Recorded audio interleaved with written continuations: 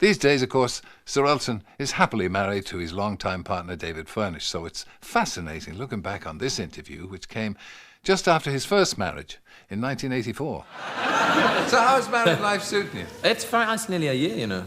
So we've seen each other 3 times. But no, we're very happy. Everything's going very, very well. Yeah, me and the audience are very annoyed because we were about the only people who didn't ask to the wedding. We would have flown to Australia if you'd asked us, you know. Well, that was the great thing about getting married in Australia, is that everyone you wanted to avoid couldn't get there. Not meaning to be. Thanks. Thank you. That's very nice. For Christmas. Yes. Was it a whirlwind romance? Because you haven't really talked about it. We saw the wedding, yeah, and then you've done this world tour and all the rest of it. Was it a whirlwind romance, or had you been cogitating it for a long time? Well, I'd often done that.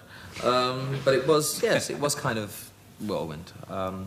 But I know I'd met her before when I was an engineer, and I'd met her on the previous album, and she was engineering on the Breaking Hearts album. And it was just a chemistry between the two of us, and I had no doubts, and I thought that my time of life, it's about time I took the plunge.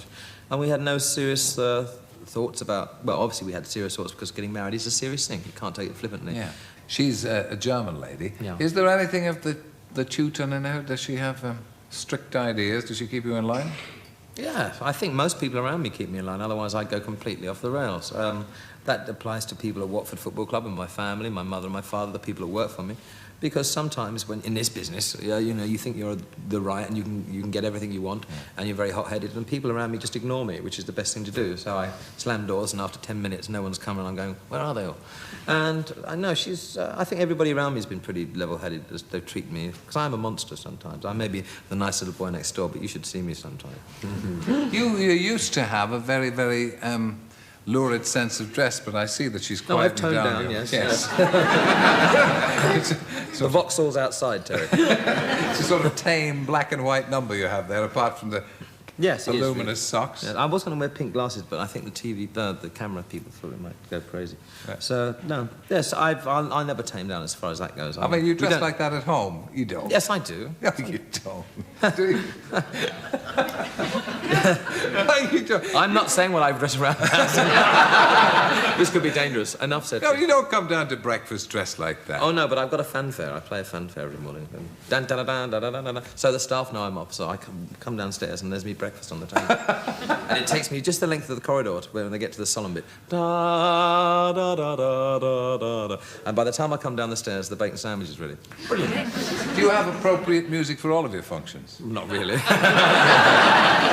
I've got Otis Redding music for when I go to the toilet. No, not really. But I listen to music all the time. There's music all around the house. When you see groups like Wham... They're fabulous. Or Duran Duran... They're great. And I like Boy George. And I think it's very unfair to pick on them because... go and see them first and then make up your mind. And I've met these bands and they've got so much energy that they make you feel exhausted, because that's how Bernie and I used to be at 21 years of age, seeing Wham, seeing George, seeing those bands, Nick Kershaw and people like that. Fabulous. Oh, good luck to them. They're making great music. They're not doing anybody any harm. And I think give them a chance, you know. They're great. I really enjoy their music. And I think it's very silly just to dismiss things. Yeah. But you looking at them, do they make you feel your age? I do feel like a grandfather when I walk into the dressing room, you know. It's kind of like meeting the Queen. Don't say anything. But it's kind of like, what do you say? There is an age gap. One feels an age gap. But they've always made me feel very welcome. And I'm basically a shy person anyway. And I do feel a difference. But some of the music they're making is tremendous. And they've always been very, very nice to me. Do you feel that your flamboyance has diminished? Do you feel that you've changed at all? I mean, marriage and settling down obviously is bound to change. I'm getting a bit more hinge and bracket, really, I suppose, in that direction. I'll always be sort of flamboyant in a certain way. I don't want to lose that part of it. But yes, I've toned down. I've had to tone down for my football club, for example, because there's no way I could turn up to Watford in this suit, otherwise the manager would fire me. Absolutely true. And I wouldn't dream of it. But, you know, it's good enough for your programme. It might lead to a certain amount of racy talk. I was going to ask, because I'm sure there are lots of people who are trying to get their children to learn to play the piano. Yes. And the children might say, well, there's no need for me to learn. Look at Elton John, he just bangs it out there. Did you actually have a formal training? Thank you. No. In your own I started to play. I played by ear. My My grandmother and my mother brought me up because my father was away in the Air Force, and my grandmother played slightly, and my mother's sister played. And so I started playing by ear when I was about 3 or 4. And I picked things up very quickly. And I think if you have a gift for things, you do pick it up. And then my parents insisted that I went to musical education, which I didn't really want to do. And I qualified for the Royal Academy of Music as a day student on Saturdays when I was between the age of 11 to 15. And I got through my exams.